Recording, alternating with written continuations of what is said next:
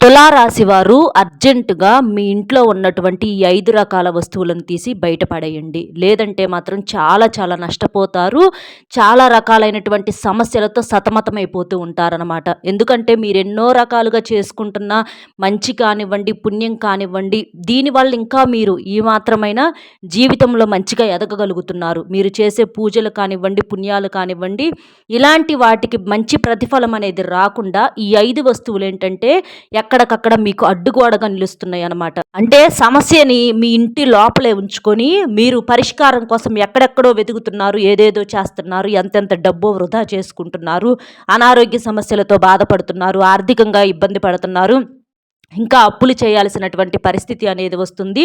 మానసిక ప్రశాంతత అనేది లేక అన్నీ ఉన్నా కూడా ఏదో ఒక లోపంతో, ఏదో కోల్పోయినట్టుగా, ఏదో ఒక రకమైన బాధతో, ఒక భయంతో ఏంటంటే అశాంతికరమైనటువంటి జీవితాన్ని గడుపుతున్నారు. దానికి వచ్చేటప్పటికి ముందు మీ ఇంట్లో ఉన్నటువంటి ఈ 5 వస్తువులే కారణం.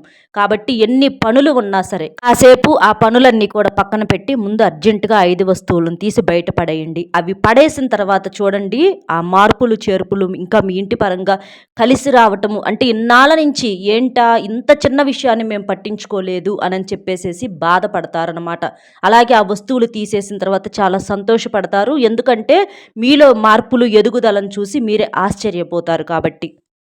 ఆ వస్తువులు బయట పడేయగానే ఆ వస్తువులతో పాటుగా ఇంట్లో ఉన్నటువంటి జ్యేష్ఠాదేవి బయటికి వెళ్ళిపోవటం అనేది కూడా జరుగుతుంది. అలాగే మీ ఇంటి లోపలికి లక్ష్మీదేవి కూడా కోట్ల రూపాయలతో అడుగు పెట్టడం కూడా జరుగుతుంది. రెండూ ఒకేసారి జరుగుతాయి. కాబట్టి తులారాశి వారు వీడియోని ఎక్కడ స్కిప్ చేయకుండా చివరి వరకు వినండి. అప్పుడే మీకు అన్నీ కూడా క్లియర్గా అర్థమవుతాయి. అలాగే వీడియోకి ఒక లైక్ ఇచ్చి సపోర్ట్ చేయండి. మీరు లైక్ చేయటం వలన వీడియో మరికొంతమంది తులారాశి వ్యక్తులకు చేరే అవకాశం అనేది కూడా ఉంటుంది. తులారాశి వారిది రాశి చక్రంలో 7వ రాశి. ఈ రాశికి అధిపతి శుక్రుడు. అంటే తులారాశి వారికి లక్ష్మీదేవి యొక్క అనుగ్రహం అనేది పుష్కలంగా ఉంటుందన్నమాట. శుక్రవారం అంటే లక్ష్మీదేవికి ఎంతో ప్రీతికరమైనటువంటి రోజు, ఆ తల్లికి పూజలు చేసేటటువంటి రోజు అనమాట. కాబట్టి ఈ రాశి వారికి గ్రహం కూడా ఏంటంటే శుక్రుడు అనమాట. కాబట్టి శుక్రగ్రహం యొక్క అనుగ్రహం వల్ల ఆ లక్ష్మీదేవి యొక్క ఆశీస్సులు ఎప్పుడు కూడా వీరి మీద ఉండి ధనానికి ధాన్యానికి ఎటువంటి లోటు ఉండదని చెప్పుకోవటంలో ఎటువంటి సందేహము లేదు. వీరేంటంటే వీరి జాతక పరంగా వచ్చేటప్పటికి వీరు పట్టిందల్లా కూడా బంగారం అవుతుంది. అంటే వీరి చేత్తో ఏ పని చేసినా కూడా ఆ పని అనేది కలుసుబాటు అనేది ఉంటుందన్నమాట. ఎక్కడా కూడా అంటే వీరి చెయ్యి మంచిది కాదు, వీరి చేత్తో చేపిస్తే ఏదైనా నష్టాలు జరుగుతాయి అని ఇలాంటివి అనుకుంటాం అనేది చాటుగా కూడా లేదనమాట. ఎందుకంటే ఈ తులారాశి వారు కలుసుబాటు వ్యక్తులుగా మనం చెప్పుకోవచ్చు. అలాగే వ్యక్తిత్వం కూడా చాలా మంచిదనమాట. అంటే స్వతహాగా వారి కాళ్ళ మీద వారు నిలబడదాము, ఎవరి మీద ఆధారపడకూడదు అనుకునేటటువంటి వ్యక్తులు. అవేంటో తెలుసుకునే ముందర ఒక్కసారి ఇది వినండి. చాలామంది ఏంటంటే చెప్పుకోలేని సమస్యలతో బాధపడుతూ ఉంటారు. మనలోనైనా సరేనండి, మనమైనా సరే ఒక్కొక్కసారి ఏంటంటే కొన్ని సమస్యలు ఎలా వస్తాయంటే వాటికి ఎటువంటి దారి అనేది దొరకదనమాట. చాలా చాలా మనలో మనము కుమిలిపోతూ ఉంటాము, ఏడ్చుకుంటాము, మొత్తుకుంటాము, అల్లాడిపోతూ ఉంటాము. మనలో మనము దాచుకోలేక, ఎవరికి చెప్పుకోలేక ఏంటంటే అవి భార్యాభర్తల మధ్య గొడవలు అవ్వచ్చు, విడాకుల సమస్యలు, ప్రేమించిన వాళ్ళు ఏదన్నా దూరం అవ్వటము, అలాగే వివాహం అనేది ఆలస్యం అవ్వటము, ఉద్యోగం లేకపోవటము, సంతానం లేకపోవటము, మీ మీద కానీ మీ ఇంటి మీద కానీ ఎవరైనా చెడు ప్రయోగాలు చేయించినా, కోర్టు కేసులు, ఇలా ఎన్నో రకాల సమస్యలు ఉంటూ ఉంటాయి. ఇలా మీకు ఎలాంటి సమస్యలు ఉన్నా సరే అలంపూర్ జోగులాంబదేవి జ్యోతిష్యాలయం గురూజీ సీతారామరాజు గారు. గురువుగారి ఫోన్ నెంబర్ 9948253372. ఈ నెంబర్కి కనుక మీరు ఒక్కసారి కాల్ చేసినట్లయితే మీ సమస్యకు పరిష్కారం అనేది ఫోన్లోనే దొరుకుతుందండి. మీరు దూరంగా ఉన్నా పర్వాలేదు. గురువుగారు చాలా నమ్మకమైన వారు కాబట్టి తప్పకుండా ప్రయత్నించండి. ఇక తులారాశి వారికి ఏంటంటే కష్టాలు కానివ్వండి, అలాగే సుఖాలు కానివ్వండి, అంటే బాధలు కానివ్వండి, ఏ అయినా సరే బ్యాలెన్స్గా అంటే ఇక్కడ తూకం వేసినట్లుగా సమానంగా ఉంటాయి అన్నమాట. అచ్చంగా బాధలు ఎక్కువని చెప్పలేము, అచ్చంగా సుఖాలు ఎక్కువని చెప్పలేము. వీరికి కష్టాలు ఎన్నైతే ఉంటాయో అలాగే సుఖాలు కూడా అలా వచ్చి వెళ్తూ ఉంటాయి అన్నమాట. రెండు ఈక్వల్గా ఉంటుంది అనమాట తూకం వేసినట్లుగా. కాబట్టి వీరి ఆలోచన విధానం కూడా అలాగే ఉంటుందన్నమాట. అంటే ఏ విషయంలో కూడా పూర్తిగా తృప్తి చెందలేరు. ఏదో అన్నీ ఉన్నా కూడా తృప్తి ఉండదు, ఏమీ లేదన్న బాధ ఉండదు. ఏదో ఒక మానసిక సంఘర్షణతో బాధపడుతూ ఉంటారు. ఎక్కడో ఏదో ఒక కోల్పోయిన బాధ, ఏదో వెలితి ఎంత సంపాదిస్తున్నా కూడా డబ్బు పరంగా కలిసి రాకపోవటము, ఏదన్నా అప్పులు చేయాలని చెప్పి అనిపించటము, ఇంకా ఏంటంటే అంటే ఒక మంచి గృహ నిర్మాణం చేసుకోవాలి, ఏదన్నా కొనుగోలు చేయాలి, ఇలా ఆశ కూడా ఎక్కువగా ఉంటుంది ఈ తులారాశి వారికి. తులారాశి వారు ఏంటంటే నూతనంగా గృహ నిర్మాణం చేసే అవకాశం అనేది ఉంటుంది, భూమి కొనుగోలు చేసే అవకాశం అనేది ఉంటుంది, నూతన గృహ నిర్మాణం చేసే అవకాశం అనేది ఉంది. అలాగే దానికి తగినటువంటి ఏర్పాట్లు చేసేటటువంటి అవకాశం కూడా వీరి రాశి పరంగా పుష్కలంగా ఉంది. అంటే తులారాశి వారికి గృహయోగం అనేది తప్పకుండా ఉందండి. వారి జీవితంలో వారు ఎప్పుడైనా సరే మంచిగా వారి ఊహించిన దానికి తగ్గట్లుగా ₹1 ఎక్కువ పెట్టైనా సరే వారు ఒక మంచి గృహం అనేది ఏర్పాటు చేసుకుంటారు. అందులో ఉండి చాలా చాలా సంతోషపడటం అనేది జరుగుతూ ఉంటుందన్నమాట. అయితే ఎంత పెట్టి కట్టుకున్నా ఎంత చేసుకున్నా కూడా ఏదో ఒక వెలితి అనేది ఈ తులారాశి వారి వెంట పడుతుందన్నమాట. అంటే అన్ని రకాలుగా పర్ఫెక్ట్గా ఉంటారు. అసలు ఈ తులారాశి వ్యక్తులు ఏంటంటే మంచి తెలివిగల వాళ్ళు. అంటే ఏదైనా సరే సమయస్ఫూర్తి అనేది ఉంటుంది, అన్ని రకాలుగా పర్ఫెక్ట్గా ఉంటారు, ఎవ్వరికి అంటే తగ్గరు, ఎక్కడ లొంగరు, ఏదైనా సరే డేరింగ్ అండ్ డాషింగ్గా ఉంటారనమాట ఈ తులారాశి వారు, పురుషులు అవ్వచ్చు స్త్రీలు అవ్వచ్చు. అలా ఉన్నప్పటికీ ఏంటంటే ఏదో ఒక మానసికమైనటువంటి బాధతో ఉంటున్నారు. అంటే ఏదో ఒకటి అడ్డుపడుతూ ఉంటుందన్నమాట. దానికి కారణం ఇంట్లో ఉన్నటువంటి 5 వస్తువులే కారణం. కాబట్టి మీరు అర్జెంటుగా ఏదన్నా ఒక శనివారం రోజున ఈ 5 వస్తువులను తీసి బయటపడేయండి. అందులో వచ్చేటప్పటికి మొట్టమొదటిది మీ ఇంట్లో దేవుడి గుడిలో ఉన్నటువంటి ఇవి చిత్రపటాలన్నమాట. అంటే దేవుడి పటాలు పగిలి ఉంటాయన్నమాట. అలాంటివి పగుళ్ళు క్రాకులు ఇచ్చినటువంటి దేవుడి పటాలు చిన్నగా కొంచెం క్రాక్ ఇచ్చినా సరే అది పగిలిన దాని కిందకే వస్తుందండి. కాబట్టి అలాంటివి ఎక్కడన్నా ఏమన్నా ఉన్నాయేమో చూసుకోండి. ఆఖరికి దేవుడి గదిలో ఉన్నటువంటి మీకు చినికినటువంటి పుస్తకాలైనా సరే ఏదన్నా మీరు క్లీన్ చేసుకునేటటువంటి క్లాత్ అయినా సరే, లేదా చిత్రపటాలైనా సరే, అంటే ఏదైనా సరే మీకు ఆ దేవుడి పూజ మందిరంలో ఉన్నటువంటి ప్రతి వస్తువు కూడా అందులో ఎక్కడ చినుగులు ఉన్నా పగుళ్ళు ఉన్నా కూడా దాన్ని తీసి మీరు అర్జెంటుగా బయట పడేయాలి. అలా పడేయకపోతే మాత్రం చాలా నష్టపోతారు. దేవుడు చిత్రపటాలు పగిలి ఉన్నటువంటివి, క్రాకులు ఇచ్చినవి, ఏముందలే కొంచెమేలే అని చెప్పేసేసి ఏంటంటే మనం అలా పట్టించుకోకుండా పూజలు చేస్తూ ఉంటాము. అలా చేయటం వలన ఆ పూజ అనేది ఖచ్చితంగా దైవానికి చెందదు. కాబట్టి మీరేంటంటే అలాంటి చిత్రపటాలు ఉంటే తీసుకెళ్ళి ఏదన్నా దేవాలయంలో చెట్టు దగ్గర వదిలిపెట్టి రావటం కానివ్వండి, లేకపోతే ఆ గాజు ముక్కలన్నీ కూడా ఒక కవర్లో వేసేసి ముడికట్టేసేసి డస్ట్బిన్ డబ్బాలో పడేసేసి ఆ చిత్రపటాలు ఆ కాగితాలు ఉంటాయి కదా వాటిని ఎక్కడన్నా పారే నీళ్ళల్లో వేయండి. అంతేకాని పారే నీళ్ళల్లో ఈ గాజు ముక్కలు వేయమాకండి. ఎందుకంటే జలచర జీవులు ఎన్నో రకాలుగా చేపలని అవి ఇవి తిరుగుతూ ఉంటాయి. అవి వాటికి గుచ్చుకునే ప్రమాదం అనేది ఉంది. కాబట్టి మీరు ఇవన్నీ కూడా ఒక కవర్లో వేసేసి డస్ట్బిన్లో పడేసుకోండి. ఇలా చేయండి. ఇలా చేయటం వలన మీకు ఇంటి పరంగా ఉన్నటువంటి అసలు సగం దరిద్రం అనేది తొలగిపోతుంది అనమాట. చిత్రపటాలు ఎప్పుడైనా సరే ఎంత మంచివైన ఎంత కాస్ట్లీవైన విగ్రహాలైన ఏవైనా సరే అవి ఏమైనా పాడైపోయి ఆఖరికి దీపారాధన ప్రమిదలు కొంతమంది మట్టి ప్రమిదల్లో చేస్తూ ఉంటారు, అవి కూడా కొంచెం పగుళ్ళు ఉంటాయి.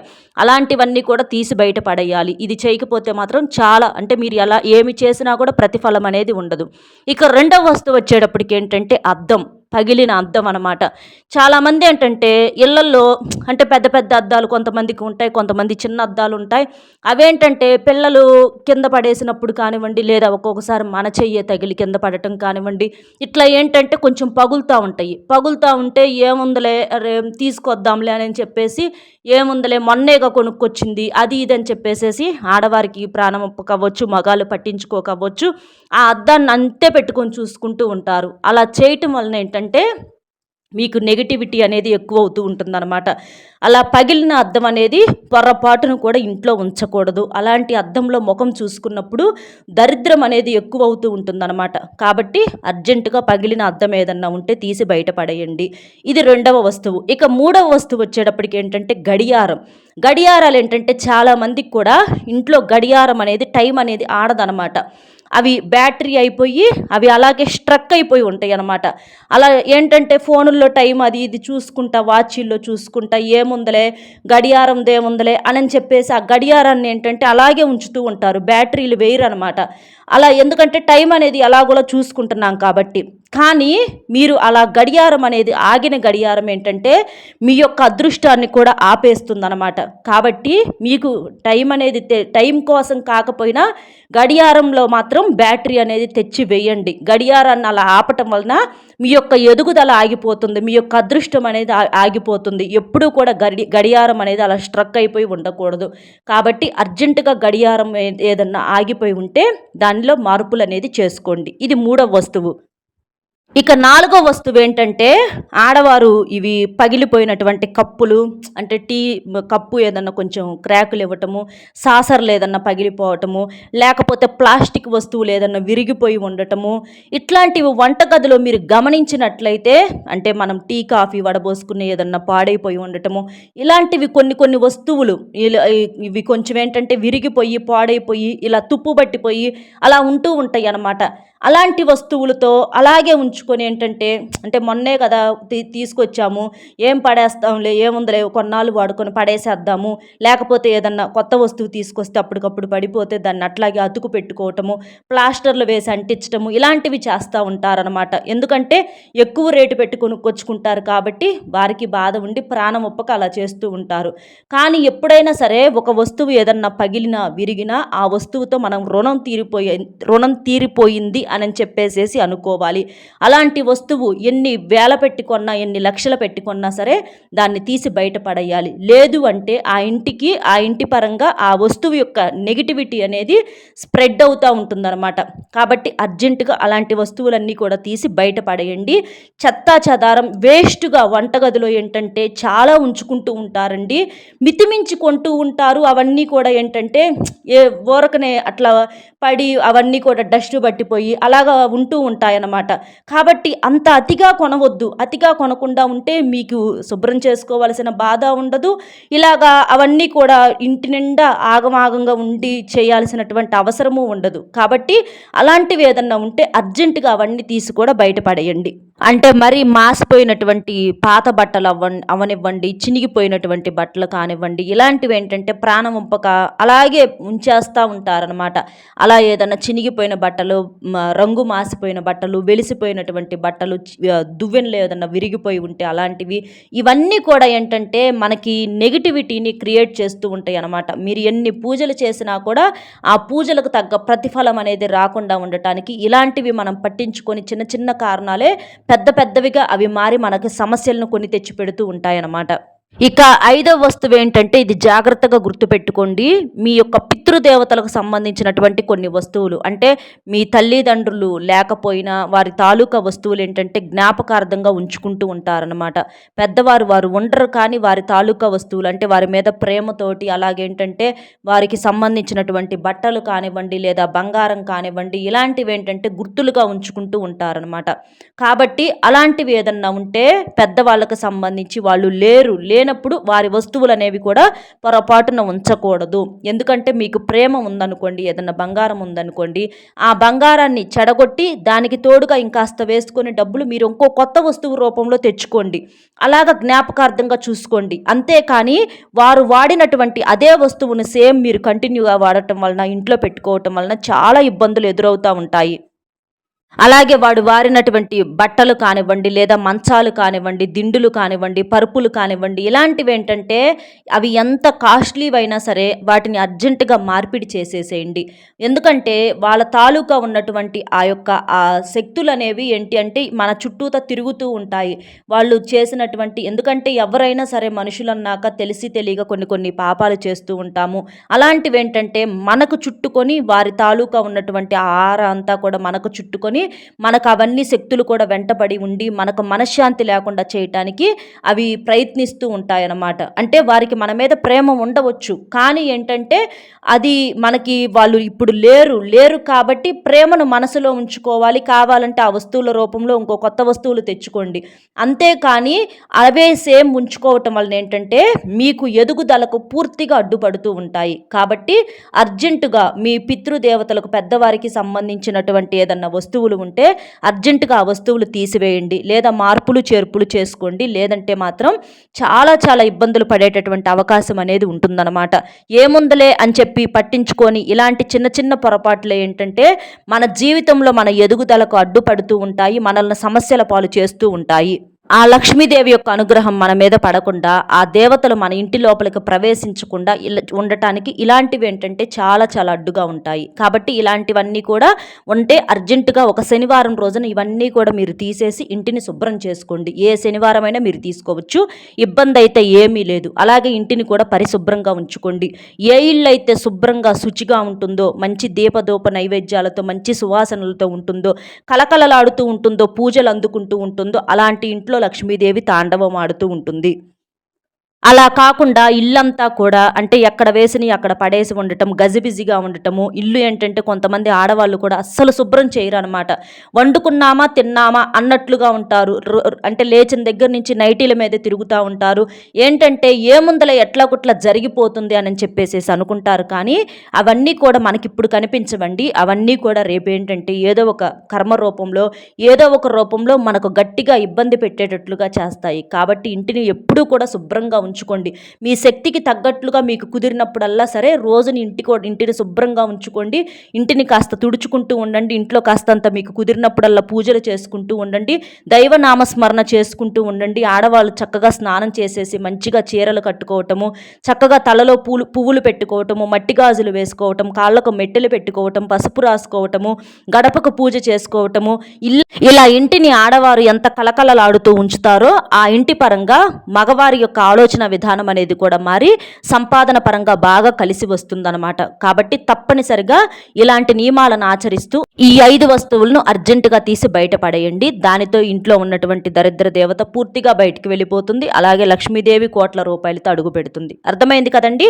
తులారాశి వారు ఏ వస్తువులను బయటపడేయాలి ఏంటి అనేది వీడియో నచ్చితే ఒక చిన్న లైక్ ఇచ్చి సపోర్ట్ చేయండి. మీరు లైక్ చేయడం వల్ల వీడియో మరికొంతమంది తులారాశి వ్యక్తులకు చేరి వారు కూడా తెలుసుకునే అవకాశం అనేది ఉంటుంది. అలాగే మీకు తెలిసినటువంటి మిత్రులకు కూడా షేర్ చేస్తే వారికి కూడా హెల్ప్ అవుతుంది. అలాగే మొట్టమొదటిసారిగా మన ఛానల్ చూస్తుంటే సబ్స్క్రైబ్ చేసుకుని పక్కనే ఉన్నటువంటి ఆల్ అనే బెల్ని క్లిక్ చేస్తే నేను పెట్టే ప్రతి వీడియో కూడా ముందుగా మీకు నోటిఫికేషన్ రూపంలో చేరుతుంది. కాబట్టి ఒక్క లైక్ ఇచ్చి సపోర్ట్ చేసి మన ఛానల్ని సపోర్ట్ చేస్తారని చెప్పి మనస్ఫూర్తిగా కోరుకుంటూ మరొక మంచి విశేషంతో మళ్ళీ కలుద్దాం. సర్వేజన సుఖినో భవంతు. నమస్కారం. జై శ్రీరామ్.